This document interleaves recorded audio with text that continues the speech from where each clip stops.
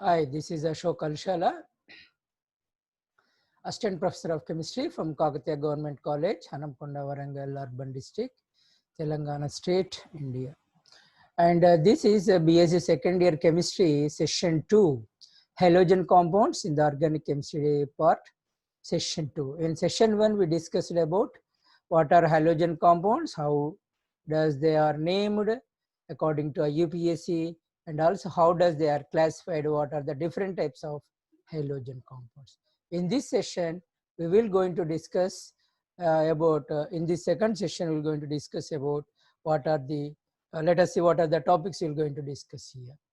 The topics is going to be the chemical reactivity of halogen compounds. The other one is the formation of Grignard reagent. Let us see chemical reactivity of the halogen compounds, how they are react. Generally, alkyl halides undergo mainly two types of reactions. Number one is said to be the nucleophilic substitution reactions. These are called SN1 and SN2 that we will discuss in the next sessions. And another one is the elimination reaction. First of all, let us see a primary look at nucleophilic substitution reactions and elimination reaction. Let us see, the first one is the nucleophilic substitution reaction. See, the carbon halogen bond is the carbon and this is the halogen bond. The carbon halogen bond, this bond, because the carbon halogen is more electronegative and carbon is less electronegative, it is a polar in nature. And because of this high electronegativity of the halogen over the carbon atom, this can be represented as see here, actually this is C x minus. See, this is going to delta x minus, and the carbon of CX bond is partially positively charged. The carbon is partially positively charged and halogen is partially negatively charged. And hence shows acidic property of electron deficient atom or electrophilic character. So it is readily attacked by nucleophiles or halogen compounds. Therefore, the halogen compounds readily undergo nucleophilic displacement or nucleophilic substitution reactions. Now let us see how does it will be. See, this is the alkyl halide and this is going to be the nucleophile, and you can see this is going to be the nucleophile and it is going to be displaced here, so that you can observe the halogen is displaced like this. And here in the place of the halogen, the new nucleophile will be substituted. In this way, the halogens, alkyl halides undergo nucleophilic substitution reaction because of the polar nature of the carbon halogen bond. Then second one is the elimination reaction. And what is, if the compound contain beta hydrogen, then what is beta hydrogen? And this is going to be the beta hydrogen. You can observe this is going to be the beta hydrogen, and see this is beta hydrogen, you can observe here. And this is going to be the halogen atom, and this is a halogen atom. The first carbon is called alpha carbon, the second carbon is called beta carbon. This contain, if it contain a hydrogen, that is called beta hydrogen.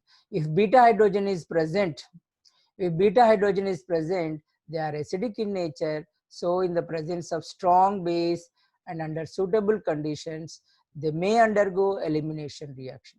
For example, dehydrobromination of ethyl bromide in the presence of alcoholic KOH. See what happened, the OH minus ion, this is going to be the OH minus ion attacks because it is an acidic proton taken by the base and it is removed as H2O. At the same time, this bond is shifted, simultaneously the bromide ion is removed. So that what you will get in this elimination of alkyl halides in presence of a base which contain alpha hydrogen, they will give a double bond or olefin compounds.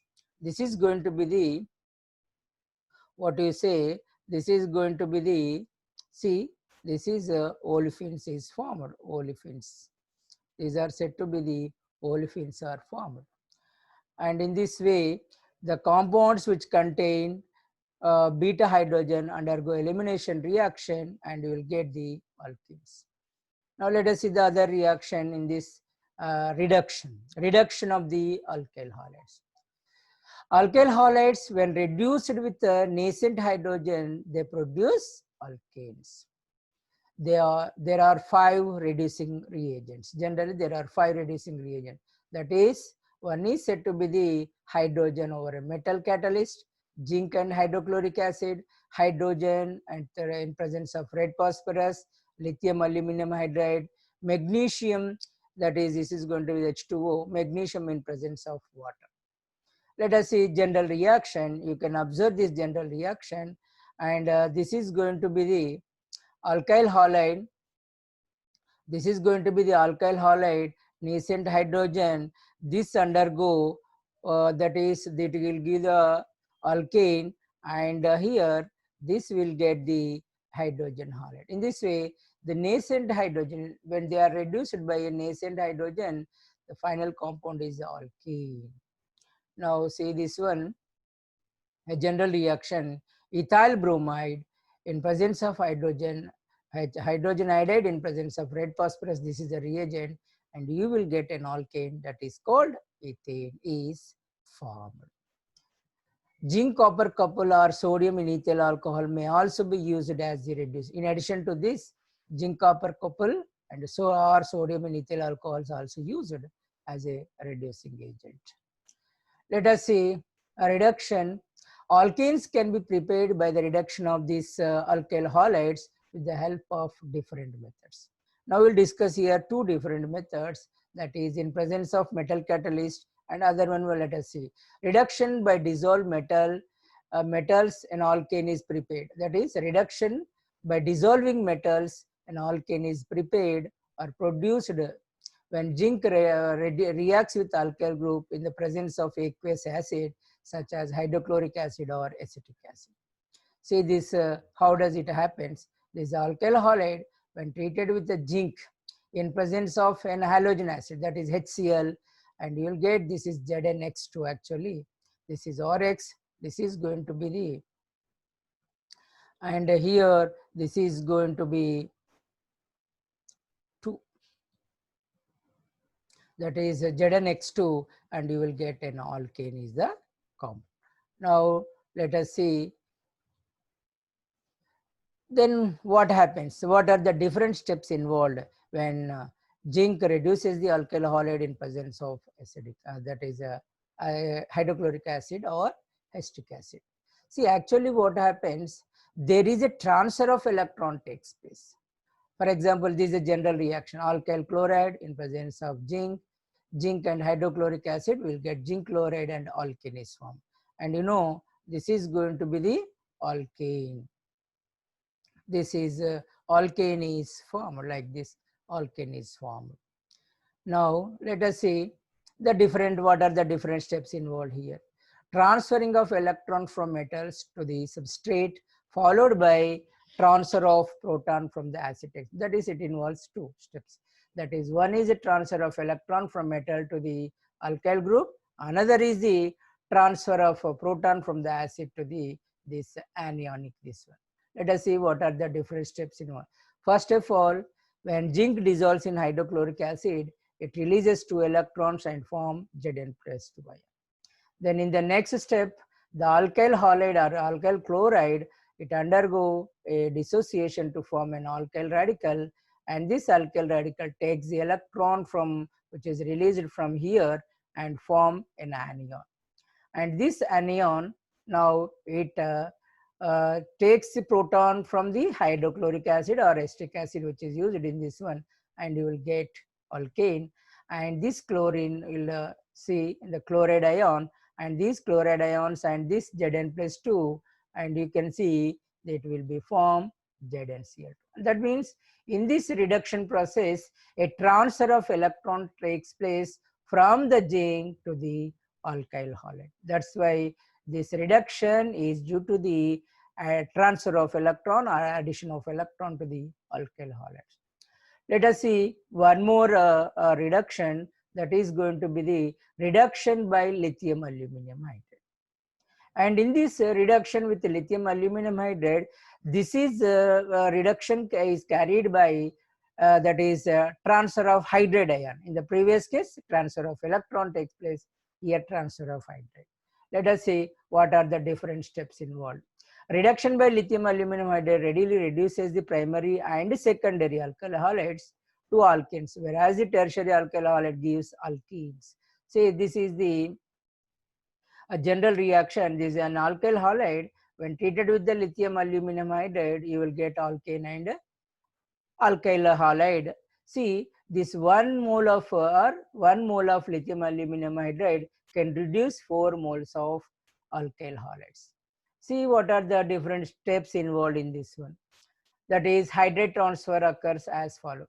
First, this is going to be the lithium aluminum hydride AlH4. Here it is lithium also there. Now Rx, it will take the alkane and you will get aluminum hydride. Here in this lithium and this X minus will be formed in the form of, you can see, you can write it as the, here you will get what you call as the lithium, see, lithium halide is formed like this. That means, and here there will be, see, there will be here, you can see here, there will be AlH4 with the lithium is there, and this lithium and this halogen will be removed in the form of what you can say lithium X lithium halide. Then what happened to the second step? See, this AlH3, now this is AlH2 and H, this is AlH3, now transfers one more proton to the alkyl halides. How does it is? See, this proton is going to transfer to here, so that it will form one more alkane. Now if we observe this reaction, there will be AlH2X is there. That means there is 2 more hydrogens are there. And these 2 more hydrogens in the next step, what happens? Now this 1 more hydrogen is transferred to, see, this 1 more hydrogen is transferred to this alkane, and you can observe that one more mole of alkane is formed. Here still there is 1 more hydrogen in the lithium, this is aluminum hydride, and then in the next step, and this hydrogen is also transferred to the fourth molecule of the alkyl halide, and finally you can observe, see, this also transfer to here, you can observe the alkane is formed. That means with 1 molecule of lithium aluminum hydride, you can observe there will be 4 molecules of alkyl halides will undergo a reduction to form the alkane. And see, that is reduction. Tertiary alkyl halides are generally reduced by sodium borohydride, which does not reduce primary alkyl halides. And then another one is the hydrogenolysis. Alkanes can be prepared by the hydrogenolysis of alkyl halides in the presence of palladium charcoal used as a catalyst. This is also a reduction, and here the catalyst is used as the palladium alkyl halide in presence of hydrogen over the palladium catalyst. Here also the compound formed is the, here the compound formed is the alkane only. In this way we will get the alkane compound by the reduction of alkyl halides. Now let us see that is going to be the chemical reactivity of the alkyl halides. Now the second one is the formation of Grignard reagent. In this topic, let us see what is Grignard reagent, how does it is formed, what is the nature of the Grignard reagent. Now let us see this one. Grignard reagent has a formula RMgX, where X is halogen, or is an alkyl or aryl based on benzene ring group. For the purpose of this page, we shall take R to be an alkyl group. For see, in this, instead of taking benzene ring, R may be an alkyl or aryl, but in our discussion we'll take R as the an alkyl group. A typical Grignard reagent might be here. Can you name this one? This will be ethyl magnesium bromide. This is an alkyl group, this is a magnesium, and this is bromine. And this Grignard reagent is called OMC, that is organometallic compound. Now let us see the other one is the preparation of the Grignard reagent. How does the Grignard reagent can be prepared?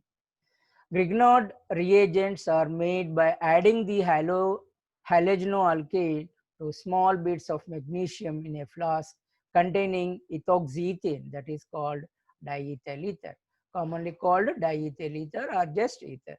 The flask is fitted with a reflex condenser and the mixture is warmed over water bath for about 20 to 30 minutes. Then what happens this one, the ether, for example, if you take an example as ethyl bromide in present with magnesium in presence of ether, you will get what is the name of this compound. Can you name this compound? This is going to be the, what is this? Ethyl magnesium bromide. This is going to be the ethyl magnesium bromide. See, this is going to be the ethyl magnesium bromide. Now let us see.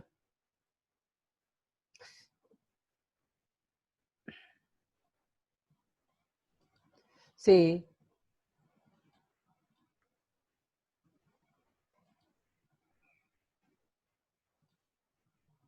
this is going to be the ethyl magnesium bromide when treated with the magnesium. Everything must be perfectly dry because Grignard reagent reacts with water. It forms again alkane. That's why it must be dry, and for that purpose only we use the dry condition, that is ether. See what is happens. The carbon atom of organic halide, which is directly attached to the halogen, is of course electrophilic. This electrophilic reactivity can be switched to nucleophilic reactivity by conversion to an organomagnesium halide, that is called as Grignard reagent. See, you can see this is alkyl halide, and we already discussed it is a polar bond. It is having partial positive charge and partial negative charge. When treated with the magnesium in presence of diethyl ether, or normally we call it as ether, we will get, this is going to be the Grignard reagent. And here also there is a polar bond. You can observe here the alkyl is a positively charged one, that is partial positive charge. When it is converted into the Grignard reagent, this is the most important, you recognize it become a partial positive negatively charged one, because the magnesium is highly electropositive.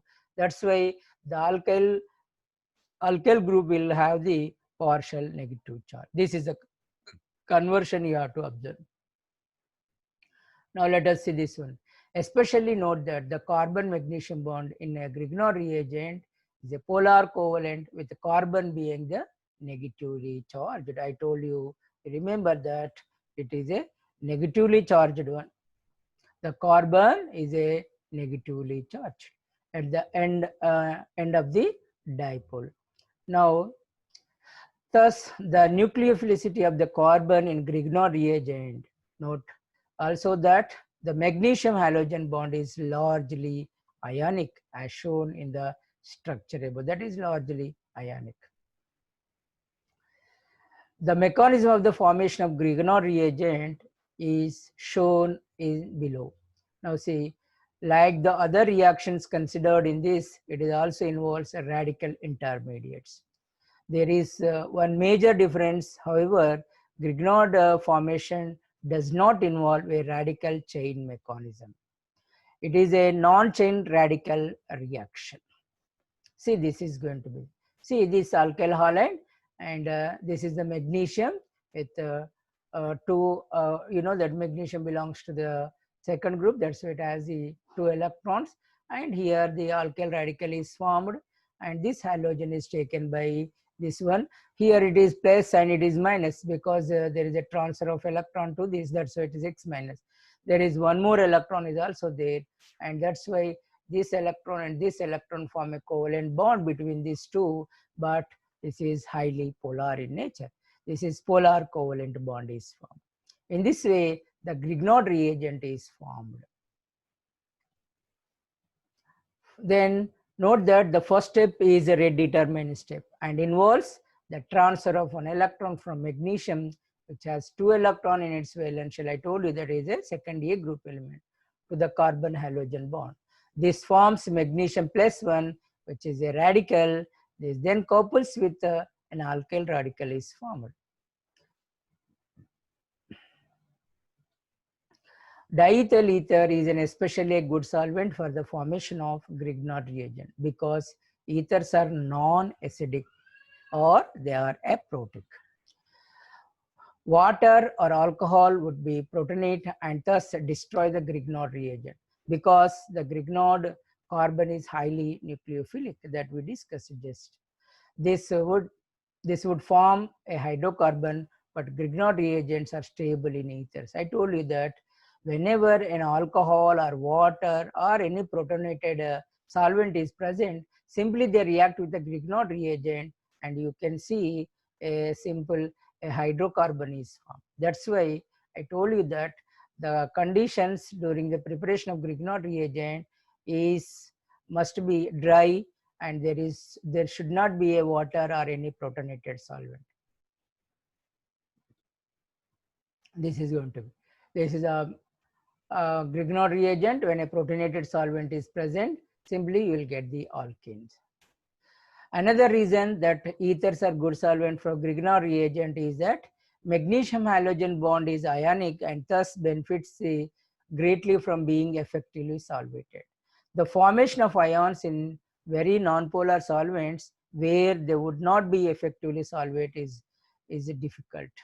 You can see ethers are surprisingly good solvent at solvating cations because the carbon-oxygen bond is relatively polar, thus allowing the oxygen end of the ether dipole to solvate and stabilize the magnesium ion electrostatically.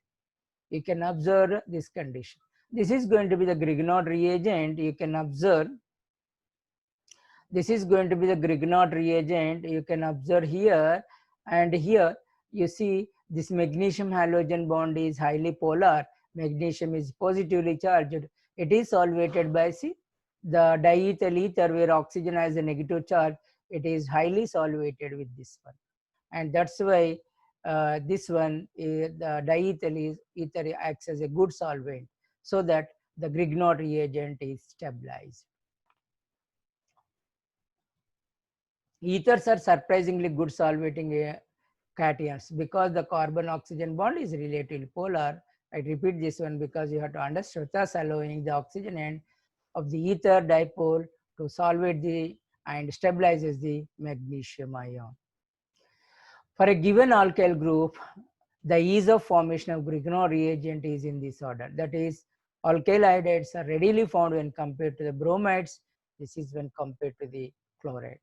And for a given halogen atom, the ease of formation decreases with the size of the alkyl group. That is, methyl iodide is readily found when compared to the ethyl iodide, is readily found when compared to the propyl iodide. That is, with increasing the size of the alkyl group, the ease of formation of Grignard reagent decreases. Then what is this Grignard reagents are, what is the nature of the Grignard reagent? Grignard reagents are having dual character. One, it acts as a base, other it acts as a nucleophile. Depending on the condition, sometimes it acts as a base, sometimes it acts as a nucleophile. Let us see a brief look at on this one. See, as a base, what it does? It readily reacts with the active hydrogen compounds to yield hydrocarbons. An active hydrogen compound is one which liberates hydrogen upon treating with an active metal. See, this is going to be the Grignard reagent, and you can see HY. HY means it is a water also. Y may be OH or NH or OCH or etc. like this. That is here, and that gives the transfer the hydrogen to the alkyl group, then will form a RH. In this way, in this reaction, the Grignard reagent, when a compound containing active hydrogen, and that will give the alkane, this reaction is, in this reaction, the Grignard reagent acts as a base. Let us see how does it acts as a nucleophile. Reacts with an electrophilic carbon, functions and develops a new carbon-carbon bonding. And see, this is a Grignard reagent. This is a carbonyl carbon, where this alkyl group will attach on this carbonyl carbon, and you will get this compound. That means you can observe that a new carbon-carbon bond is formed. Reaction of Grignard reagent with the different aldehydes is a separate topic that we'll discuss in another session, where we'll discuss about the carbonyl compounds. Different compounds will be formed with the Grignard reagent by a carbonyl compounds. And in this way, the Grignard reagent acts as a base as well as the nucleophile. I hope you understood in this session. In this session, you understood about what is the chemical reactivity of halogen, what is a Grignard reagent, what is the nature of Grignard reagent, and also during the reduction of the alkyl halides, how the mechanism is involved in presence of metal and acid and lithium aluminum hydride. I hope you understood clearly. With this, we can conclude this session, and you please share this among the BSc second year, that is first year, second semester students, so that it is very useful to them. Thank you for watching this one and all. And we'll meet in the next session, where we will discuss about the nucleophilic reactions, that is SN1 and SN2 reaction. And thank you one and all.